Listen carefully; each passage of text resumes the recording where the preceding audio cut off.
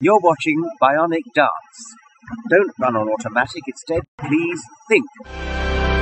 Doubt. Is it consuming your life? Do you find yourself right now as a Christian are giving up, that you just don't really care anymore? The only thing is whether the doubt is drawing you further away from God or closer to Him. This is the first time I've heard a Christian say that doubt is even remotely okay.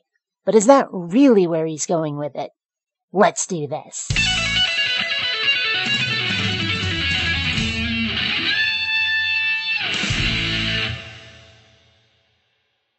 Greetings, fellow space travelers. BionicDance here.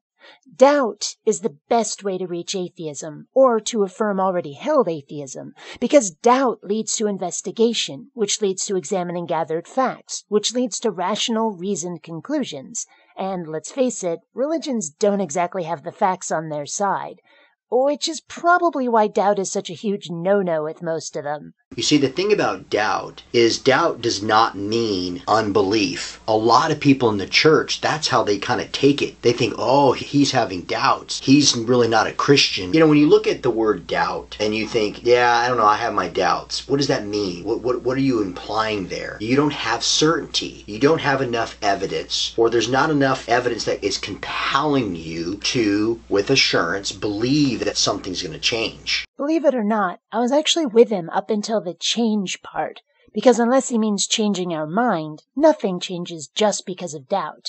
Of course, I'd rather call it skepticism, despite the connotations, the common use definition of the term as naysayer.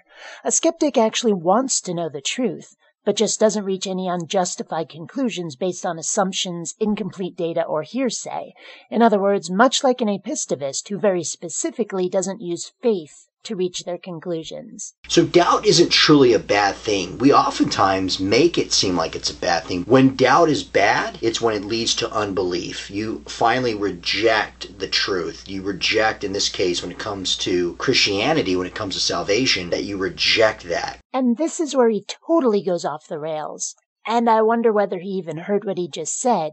Doubt is okay, just so long as you reach the conclusion I want you to reach. Take it for granted that Christianity is true, no matter where your doubt might lead you, or how.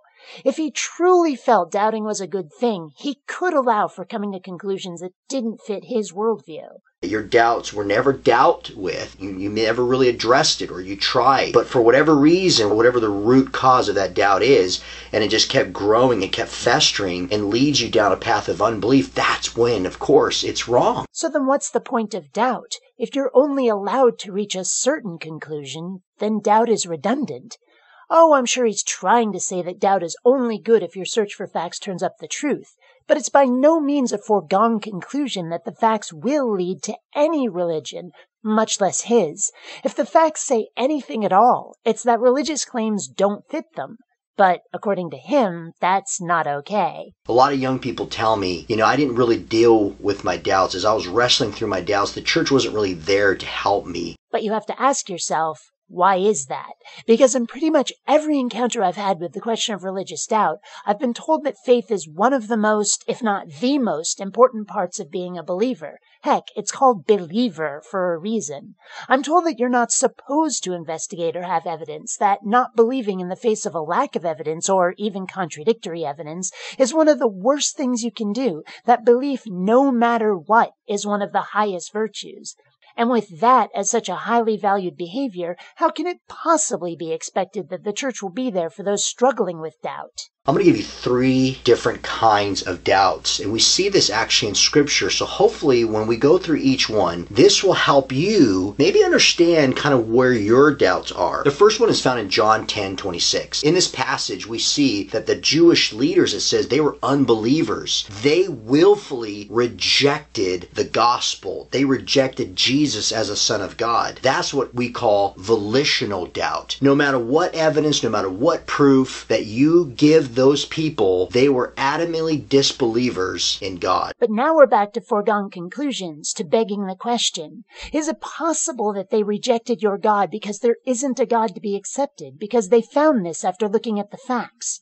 Because I'm not seeing this as a conclusion you'll allow. Where is your reasonable doubt? The second kind of doubt is more of an emotional doubt. In Mark chapter 9, we see this with a man who cried out to the Lord, and he said to Jesus, I believe, but help my unbelief. The great thing is that he looked to Jesus for the answer, and he admitted in the process, God, I believe in these things, but there are other areas in my life that I'm really struggling in my faith, so I want you to help me in that. I want you to take me away from that. But notice something. He admits that, he addresses that publicly, and he's looking to Jesus for the answer. That is proof positive of a person who is seeking the truth in the midst of struggling with doubt. But did he look in other places for evidence and reason as well? Because if he only looked to Jesus, that's some pretty hardcore bias, a very limited sample. Heck, he's only going to the guy making the claim. Someone who really wants to know the truth will do a more thorough investigation. And they should. Of course, the most famous passage that we hear about often when we're talking about the discussion of doubt comes from John chapter 20, verse 25. We have labeled him Doubting Thomas. You know what? I think that's wrong. And here's why. If you recall, the disciples encountered Jesus. They saw the resurrected Christ. Thomas, we were told in John 20, he wasn't there. Then Thomas comes and the disciples say, hey, we have seen the resurrected Christ. And what did Thomas say to them? If I'm going to believe, I need to see it for myself.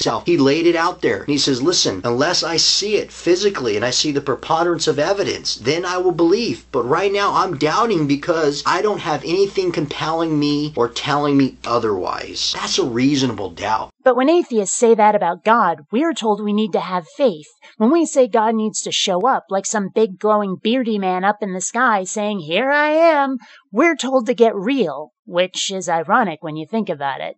If this kind of doubt is really a virtue, then pretty much everybody should be an atheist, because evidence is the one thing religion sure as fuck doesn't do. So in John 20, verse 27, Jesus appears and he says to Thomas, Thomas, don't disbelieve, but believe. He showed him the evidence. Of course, when he sees the evidence, he believes. So when do we get that kind of evidence? Tommy Boy actually gets to poke around inside Jesus' innards. Not kidding, look it up.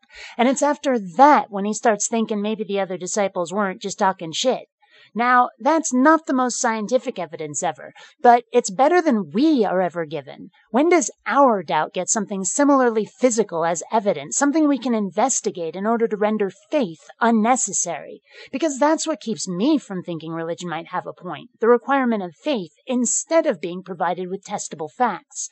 Now, not saying I want to fiddle around with a resurrected dude's guts, but, give us something. Hey, so hopefully that helps you guys when it comes to doubt. If anything, it reassured me that my non-belief is more than reasonable. Don't get me wrong, this is probably the closest I've seen a devoted theist, and this dude's a pastor, come to advocating true skepticism. Granted, he goes off the rails more than once, but it's still better than I've ever seen. So, props. Small, but still props. Still, using the system he seems to think best, or at least the one he managed to convey as best, intended or not, any reasonable person ought to realize that religion's arguments in its own favor fail to make a reasonable case.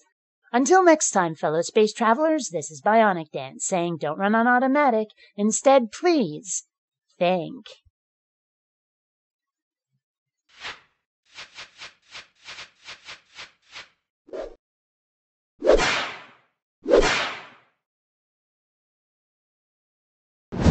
A thumbs up for this video is a vote for excellence and glory. Subscribe to BionicDance and make the internet great again.